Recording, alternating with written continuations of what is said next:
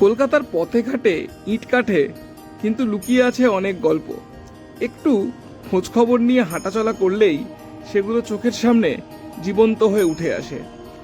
আজ আমরা এসেছি ৬৬ হ্যারিসন রোড। ওহো, হ্যারিসন রোড বলে তো এখন কিছু নেই, এখনকার মহাত্মা গান্ধী রোডে। চোখের সামনেই দেখতে পাচ্ছেন কলেজ স্ট্রিটে ঠিক পাশে আমার স্ট্রিট দিয়ে ঢুকলেই এই বাড়িটি আপনারা দেখতে পাবেন। এটিতে ১৯১৯ সাল থেকে ১৯২১ সাল অবধি চিলেকোঠার ঘরে বসবাস করতেন ব্যোমকেশের সৃষ্টিকর্তা শরদিন্দু বন্দ্যোপাধ্যায়। উনি তখন বিদ্যাসাগর কলেজে আইন নিয়ে পড়ছেন। আবার ঠিক এই বাড়িরই দোতলার একটি ঘরে ১৯৩২ থেকে ১৯৩৮ বসবাস করতেন জীবনানন্দ দাশ। ভেবে দেখুন একবার, আজ এই বাড়ির কি অবস্থা।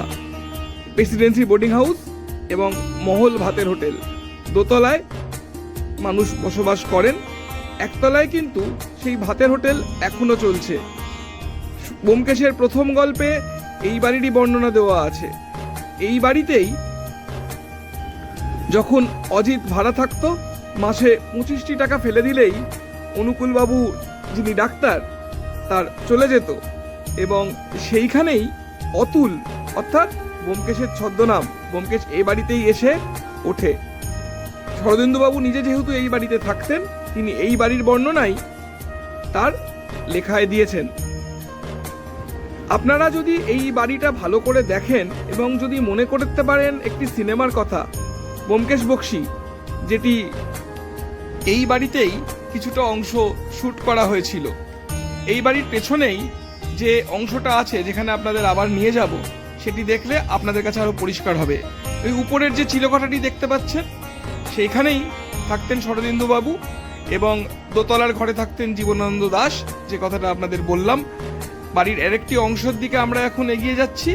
এখানে একটি স্নানের জায়গা ছিল, এখন তো আর সেভাবে মেস কালচারটা নেই। আগে কলকাতার বাবুরা চাকরি করতে এসে এবং ছাত্ররা মেসে এসে থাকতেন, এবং শিবরামের গল্পে বা শিবরামের নিজের জীবন এবং ঘনাদার গল্পে বাঙালির সেই মেস বাড়ির ইতিহাস আমরা দেখতে পাই। মনে পড়ে যায় উত্তম কুমার সুচিত্রা সেনের সেই ৭৪ ছবির কথা। সব একই আছে, শুধু সময়টা বদলে গেছে।